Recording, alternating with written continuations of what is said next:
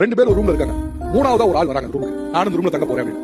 இப்ப இந்த 2 பேர் வந்து மூணாவதா வரக்கூடிய ஆளை எப்படி அகாமடேட் பண்றாங்க, எப்படி அவங்களை சேர்த்துக்கிறாங்கிறது ரொம்ப முக்கியமான விஷயம். அப்ப மூணாவது ஒரு ஆள் ரூமுக்குள்ள வரும்போது நாம அவங்களுக்கு கொடுக்கக்கூடிய வரவேற்பு, நீ வா, இது உன் வீடு தான், உன் ரூம் தான், இங்க எனக்கு என்ன உரிமை இருக்கோ அதே உரிமை உனக்கு இருக்குன்னு நம்ம சொல்லும்போது ஆட்டோமேட்டிக்கா அவங்களுக்கு என்ன ஆகும்னா, ஓகே நம்ம இங்க வந்து சண்டை போட்டு உரிமையை கோர வேண்டிய அவசியம் இல்லைங்கிற ஃபீல் கிடைக்கும். நீங்க அப்படி ஒரு ஃபீல் இல்லாதவங்க என்ன பண்ணுவாங்கன்னா வரும்போது, அப்ப யாரு 2 பேர் இருக்காங்க, அப்ப இதுல நம்ம பாதி உரிமையை கோரணும்னா நம்ம கொஞ்சம் அக்ரெசிவா மாறணுமோ, நம்ம ஏதாவது பண்ணணுமோ அப்படிங்கிற மைண்ட் செட்ல வந்தா பிரச்சனை ஆகும். அந்த மூணாவது ஆள் வேற யாரும் இல்ல, அண்ணி தான். அது 2 பேர் யாரும் இல்ல, நீங்களும் உங்க தங்கச்சி தான். ஆமா கரெக்ட் தான். ஆனா அந்த ஸ்பேஸ் கொடுக்கறது தான் இங்க பிரச்சனையே. ஸோ சில பேர் வந்து ஸ்பேஸ் கொடுத்துருவாங்க, சில பேர் வந்து ஸ்பேஸ் கொடுக்க மாட்டாங்க. ஸோ என்னோட ஃபேமிலியே சொல்கிறேன், எனக்கும் ஒரு அண்ணி இருக்காங்க. நான் அவங்க வரத்துக்குள்ளே எனக்கு மேரேஜ் ஆயிடுச்சு. ஸோ நான் வெளியே போயிட்டேன், அவங்க வந்து உள்ளே வந்திருக்காங்க. என்னதான் இருந்தாலும் எங்கள் அப்பா, எங்கள் அம்மா, எங்கள் அண்ணி பற்றி சொன்னாலுமே நாங்கள் அந்த அளவுக்கு பெருசாக வந்து கண்டுக்க மாட்டேன். ஐ மீன் நான் வந்து ஒரு நாத்தனாராக வந்து எனக்கும் அவங்களுக்கும் வந்து இது வரைக்கும் சண்டை வந்ததே இல்லை.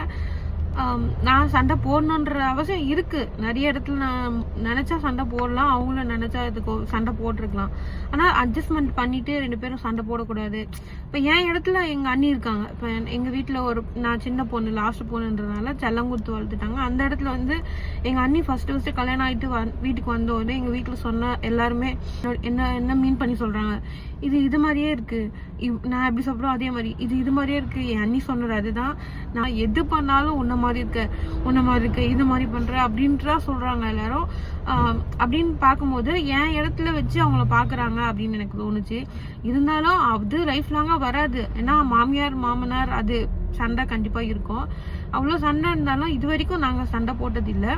என்னதான் பிரச்சனை இருந்தாலும் பேசி தீர்க்காத பிரச்சனை எதுவுமே கிடையாது. ஸோ அது மாதிரி பேசி தீர்த்து வரவங்களுக்கும் நம்ம கொஞ்சம் கம்ஃபர்டபிள் கொடுத்தோம் அப்படின்னா ஸோ உண்மையாக அந்த ஃபேமிலி வந்து உண்மையாக நல்லா இருக்கும்னு நினைக்கிறேன். ஸோ நாங்கள் வந்து இப்போ நான் எப்பயாவது என் அண்ணன் வீட்டுக்கு போனாலுமே நானும் எங்கள் அண்ணியும் இன்னைக்கு நைட்டு ஆரம்பிச்சோன்னா மார்னிங் வரையும் பேசிகிட்டே இருப்போம், தூங்க கூட மாட்டோம். அந்த அளவுக்கு ஒரு பாண்டிங் இருக்கும். ஸோ நம்ம வந்து அவங்க பண்ணாங்களே நம்ம பண்ணல, அவங்க இப்படி இருக்காங்க நம்ம இப்படி இருக்கோம் அப்படின்னு யோசிக்காம அவங்க அப்படி பண்ணியிருக்காங்க, சரி அவங்க பக்கம் என்ன ப்ராப்ளம் இருக்கோ அப்படின்னு சொல்லிட்டு விட்டு கொடுத்துட்டு போனாலே மோஸ்ட் ஆஃப் சண்டை வர்றது அவாய்ட் பண்ணிக்கலாம்னு நான் நினைக்கிறேன். ஸோ இது என்னோட லைஃப்லேருந்து நான் கற்றுக்கிட்டது. இப்போ இந்த இதுவும் பார்க்கும்போது எனக்கு அதுதான், வீடியோ பார்க்கும்போது எனக்கு அதுதான் தோணுது. ஆமாம் இல்லை நம்மளும் அவங்களுக்கு ஸ்பேஸ் கொடுத்துருக்கோம் அப்படின்ட்டு. ஸோ நீங்கள் உங்கள் அன்னைக்கு ஸ்பேஸ் கொடுத்துருக்கீங்களா இல்லையா அப்படின்னு கமெண்ட்ல சொல்லுங்கள். புரியாதவங்களுக்கு கொஞ்சம் ஒன்று சொல்கிறேன். இப்போ நான் வந்து வேறு வீட்டுக்கு போயிருக்கேன்னா அந்த வீட்டில் இருக்கிறவங்க என்னை எப்படி பார்க்கணும், ஒரு ஃப்ரெண்ட்லியாக ட்ரீட் பண்ணணும் அப்படின்னு நினைக்கிறேன். அதே மாதிரி தான் என் அண்ணியும் நினைப்பாங்க.